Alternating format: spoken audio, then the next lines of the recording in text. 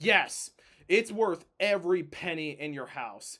Ghost of Yōtei has probably been the best sequel game we've had in a while. And take that as a compliment because I played a lot of sequel games and I've noticed how bad they were. Such as Dragon's Dogma 2.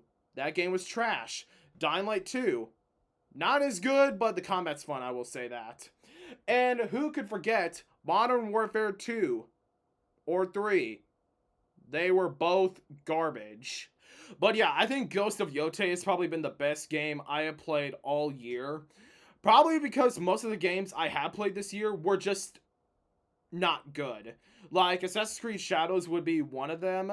I really didn't understood the hate why people didn't like the game in the first place, but after playing 27 hours, I fully understood why the game was hot crap. And I'm not going to dig into Assassin's Creed Shadows. I want to talk about Ghost of Yōtei today and the big improvements they did add to Ghost of Yōtei and that weren't in Ghost of Tsushima. So one of them is that they added a lot more physics than they ever did in Ghost of Tsushima. So one of them was, you know how you would cut your blade in like the grass in Ghost of Tsushima and it wouldn't go out of place? Well, in Ghost of Yōtei, they decided that they would just the grass would cut anytime you used a weapon. So not only that, they also added a new combat system, which I thought was pretty cool to begin with. Like, instead of using like different sword combats, like using it to break a shield or sword or whatever, you would use different weapons against different foes with those weapons, like with brutes or with people with bows or people with I can't remember. I can't even remember the name of the weapon that they were using. What was it called? Odachi. Those big katanas. But anyway, Ghost of Yōtei also had a. There's a bug in here, but whatever.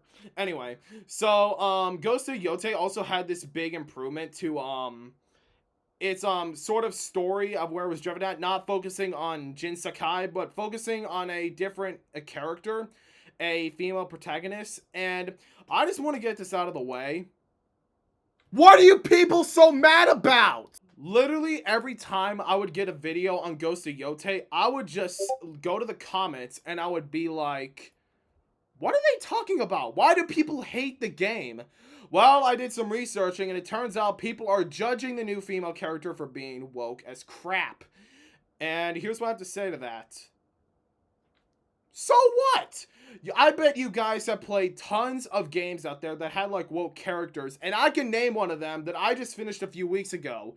Mass Effect, dimwits.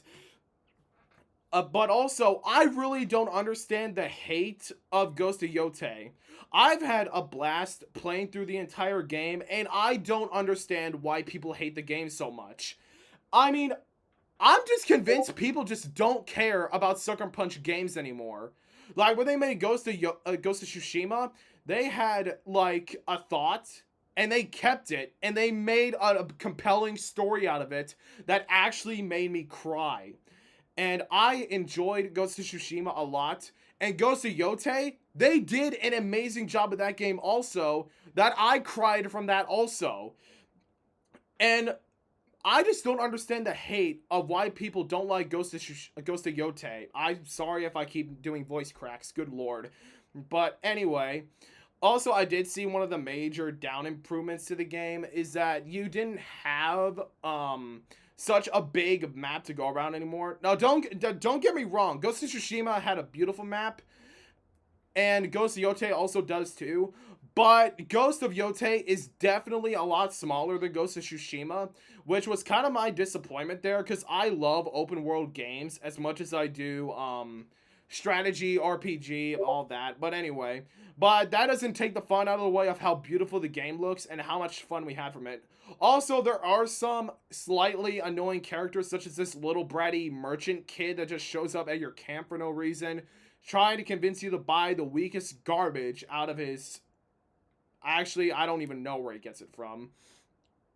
But also, I do also kind of enjoy the wolf companion thing. I never really understood from that. Someone keeps ringing my Discord and I'm going to block him.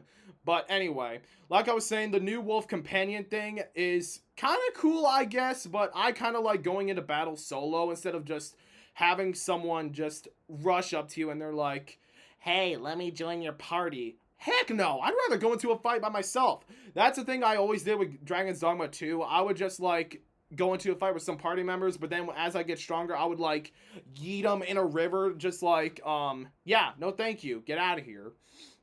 That's kind of like the one of my biggest disappointments with Ghost of Yōtei is that I have to deal with that wolf now. It's not really that big of a deal, but I really don't like it that much. But otherwise, I think a Ghost of Yōtei is an incredible game, and I hope Sucker Punch Games continues to make video games like that. Well, anyway, that's all I have to say. Bye.